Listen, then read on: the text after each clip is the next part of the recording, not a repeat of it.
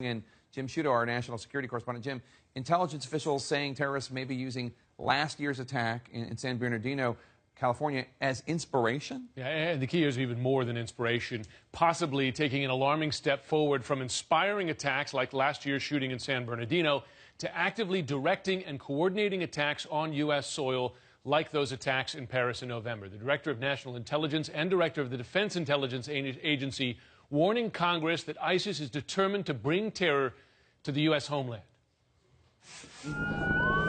San Bernardino, the deadliest terror attack on U.S. soil since 9/11, inspired by ISIS. Now the nation's top spies warn that the terror group will attempt to direct new attacks on the homeland this year. ISIS leaders are determined to strike the U.S. homeland, beyond inspiring homegrown violent extremist attacks. ISIL will probably attempt to conduct additional attacks in Europe and attempt to direct attacks on the U.S. homeland in 2016.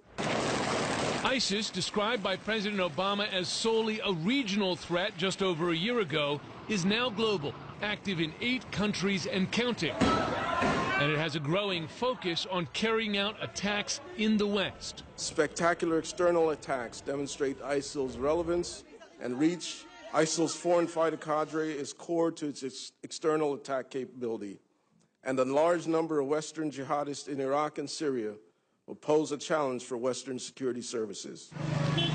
Intelligence officials warn that ISIS is hiding operatives and fighters inside the enormous human exodus from Syria and Iraq to plant terrorists in the West, manufacturing false passports and false identities so their fighters can pose as refugees. One technique they've used is taking advantage of the torrent of migrants to insert operatives into that flow.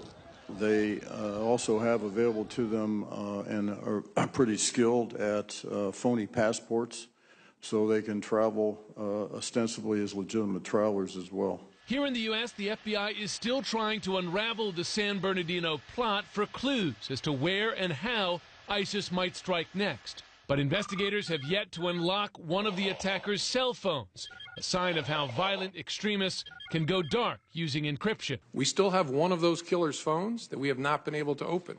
Right? It's been over 2 months now. We're still working on it. Director Clapper made clear that terror groups are thriving as the number of failed states thrives. Violent extremists operationally active today in about 40 countries, more terror safe havens, Director Clapper said, than at any time in history. Terrifying. Jim Sciutto, thank you so much. Appreciate it.